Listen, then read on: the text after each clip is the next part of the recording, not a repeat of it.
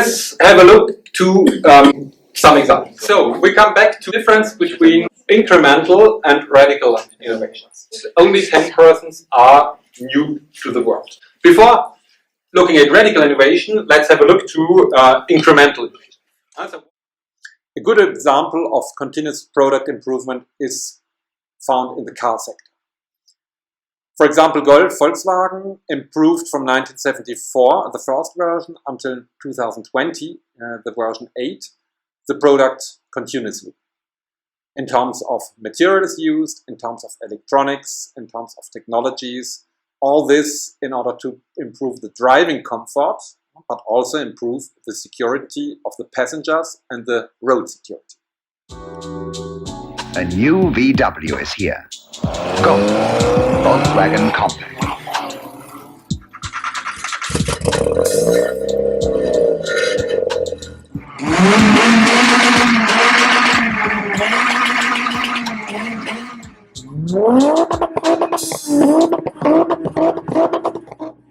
Auto Club recently tested the best-selling car in Europe, the Volkswagen Golf.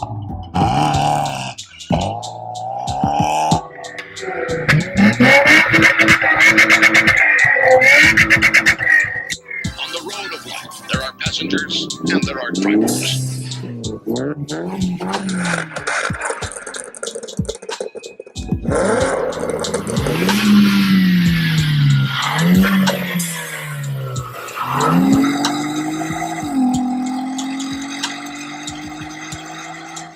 Time to unpimp the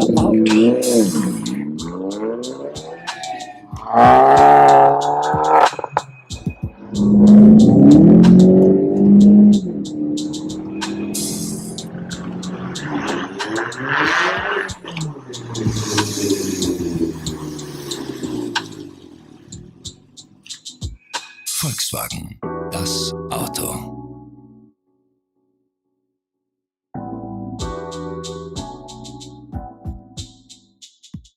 For example, if you look at the first Golf 1, there were not even security belts. Today, it's a norm. We have an environmental and security pressure, and we have not only security belts, we have airbags. There is a continuous improvement integration of new technologies that helps to make the car sure.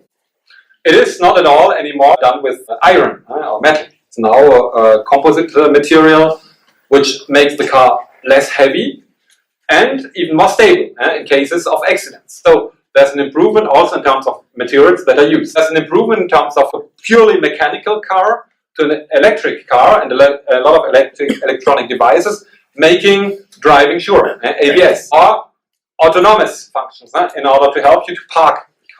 Autonomous driving of level 1. The highest level is 5, but this is not reality now, but only in closed test markets. Another example is the WC duck from Procter & Gamble. So instead of having a bottleneck like that, where you cannot go into the corners, they made a kind of neck of a duck in order to go better into the points.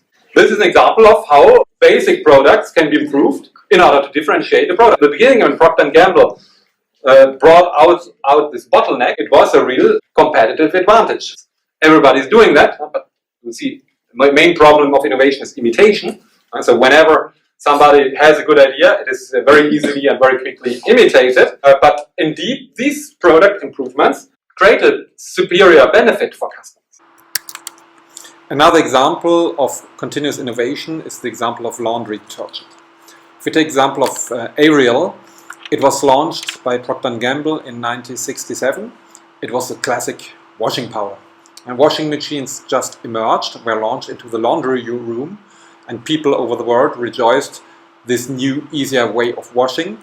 But a new challenge appeared: to find washing powder, clothes, to clean clothes and to make them clean.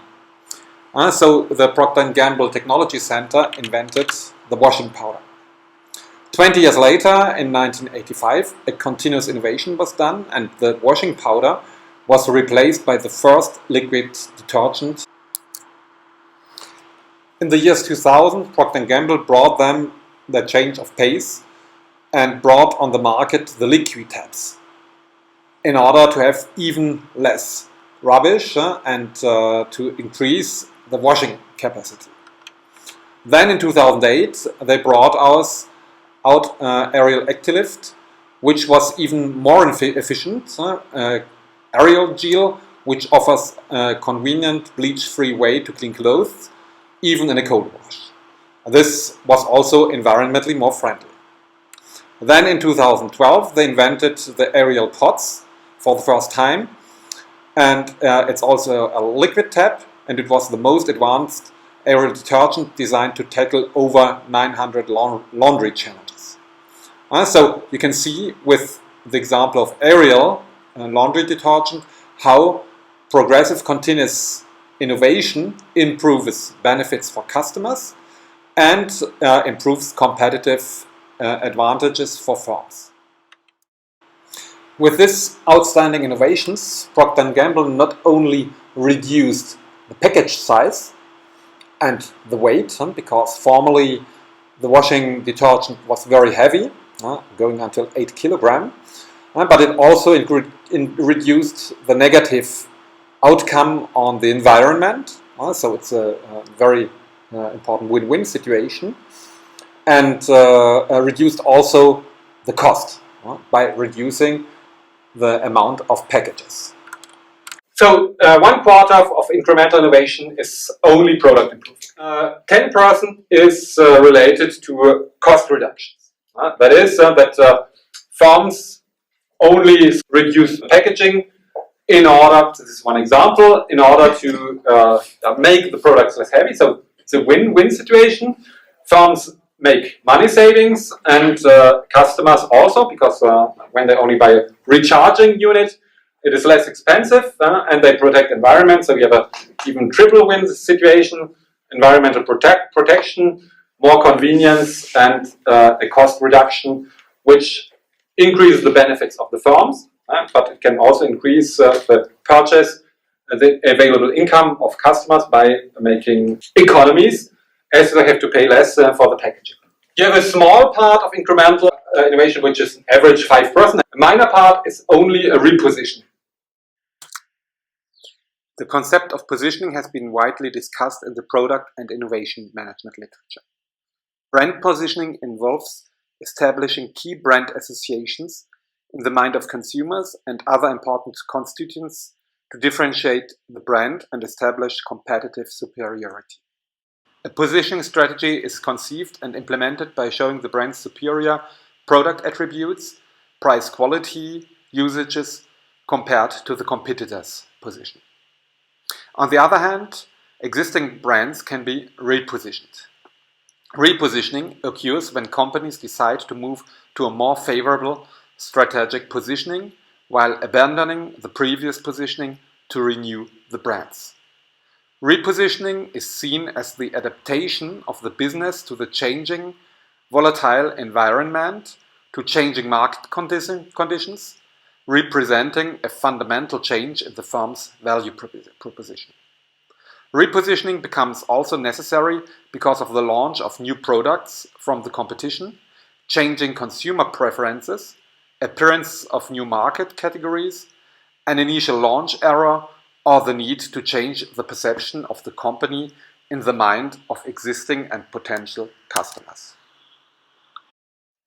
For example, Jägermeister, it's a very old brand. In the 60s, 70s, and 80s, it was called in Germany Pennerglück, happiness for the homeless, because it was the alcohol that the homeless on the street drank. It was not expensive, so you saw the homeless on the streets with Jägermeister. Today, it's a modern drink, and they managed it to reposition. And so this is an example. Repositioning is when brands try to change, to renew an image. The image is too old. They renew it in order to make a younger image, a fashionable image. In this case of Jägermeister, it's clearly in order to improve the image. They changed the packaging. The logo is still the same, but it became a complete new brand. If you take the example of Gatorade, it's an example of false targeting. Gatorade was initially a drink for old people, in order to give old people energy. It never worked.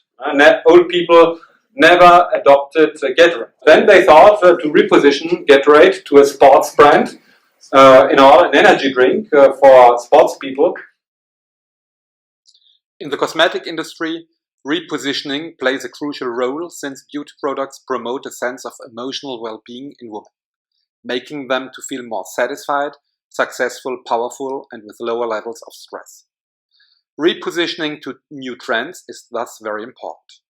Today, there is an increasing aspiration for both beauty and health, and a desire for simplicity, safety, and naturalness to treat skin problems derived from aging, pollution, and lifestyle. The example of the cosmetic brand Vichy from the L'Oreal Group, which was repositioned different times in its history by the group L'Oreal from a mother or grandmother brand to a younger, more medicine-based cosmetic brand. In order to maintain its competitive situation, Vichy operated different international repositionings since the 1970s. In the 70s, there was a need for the brand to give an extra pharmaceutical spirit to Vichy, mainly because of the increase in competition. The emblematic signature Vichy Source of Beauty was abandoned in favor of Vichy beauty products. Vichy, when entering the 90s, despite being a popular brand passed down from mother to daughter, it was faced with a lack of concrete substance and became the generic pharmacy brand. It was necessary to go back to its roots and to reinvent Vichy as a major pharmacy brand. So in 1995, Vichy reintroduced the Vichy Thermal Spa Water to its products and focused on using health active ingredients. So the focus was on the benefits of the Vichy mineralizing water to regenerate and fortify the skin. This was the beginning of a medicalization positioning to prevent illness, maintain and reinforce vitality, and above all, live longer. Vichy left the beauty territory and focused more on dermocosmetics to maintain skin health and correct healthy skin physiological disorders. Vichy medicalized its advertising message, health is vital, start with your skin, or in French, la santé passe aussi par la peau, and started to show malfunctions, wrinkles and cellulite on its advertisements. The brand ads became very technical. However, with the time, the brand started to be rejected for being too harsh, too medical, and too distant to the customers. Until 2020, the communication of the brand was very technical and medical. There was a strong message of product efficacy with proofs, but the values of proximity with women became non-existent. Indeed, the brand was very strong in the segment of anti-aging products, but the younger consumers did not identify themselves with the brand because they believed it was a brand for their mothers and grandmothers. As a result, a new era for Vichy began in 2012 with the repositioning as a premium health and beauty brand.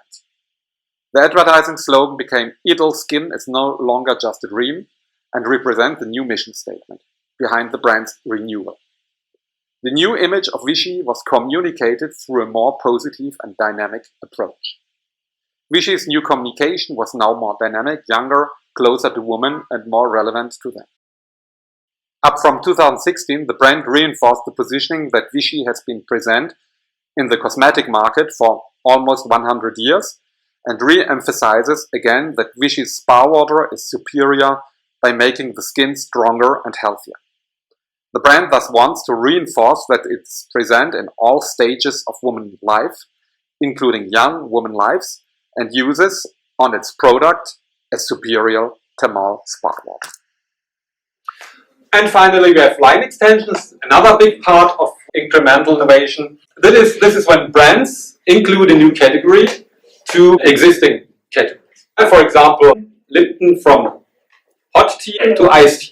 So they included a new product line which is highly compatible with the brand because clearly hot tea, iced tea, it's the same market, but it's a new category. Take the example of Kellogg's, traditional cereals.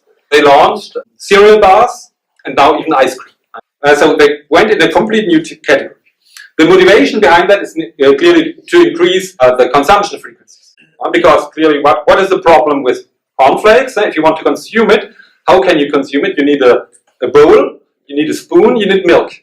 So you can only consume it at home by creating bars, cereal bars. You can put it everywhere in your jacket and consume it whenever you have a small hunger, respond to new needs, mobility, and to increase consumption. This is the same for Mars Incorporated with the launch of ice cream bars, Bounty, Mars, Snickers. They all penetrated completely new markets, existing products, and a new format, in this case, ice cream.